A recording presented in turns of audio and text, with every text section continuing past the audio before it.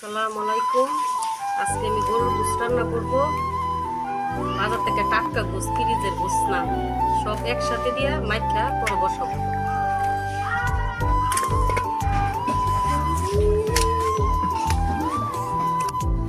এখানে আগে থেকে পেঁয়াজ রসুন ব্লেন্ডার করাই, পেঁয়াজ রসুনটা দিয়ে দিব আর আদা বাটা দিয়ে দিব।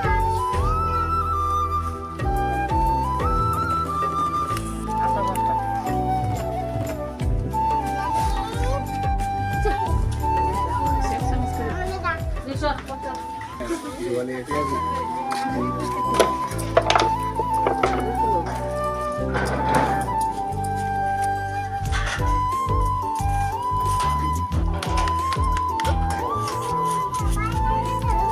জিরার ফাঁকি দিয়ে আমি সব একসাথে মাইখা তারপর বসিয়ে দিই। আসলে গরুর মাংস মাইখা বসানো আর মাইখা রান্নাটা অনেক স্বাদও বেশি, খেতে অনেক ভালো লাগে। এখানে সব কিছু দেওয়া শেষ, এখানে আর আমি কিছু দিব না, পরে আলু দিয়ে দিব। আলু দিব গরুর মাংসের মধ্যে, এখন পানিও দিব না, যেভাবে আছে এইভাবে বসাই দিব। যে পানি মাংস থেকে উঠবো এই পানি দিয়ে মাংস বসানি হয়ে যাব।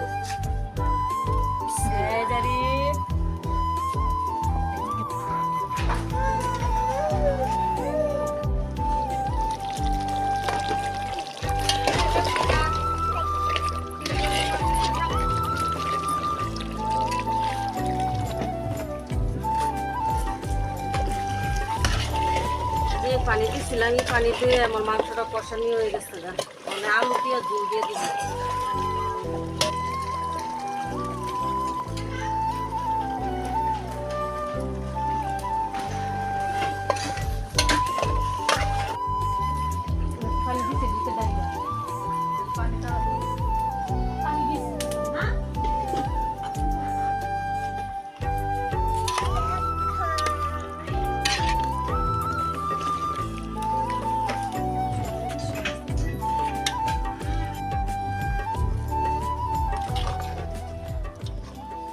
তরকারিটা হয়ে গেছে, এখন নামাই নিয়াম।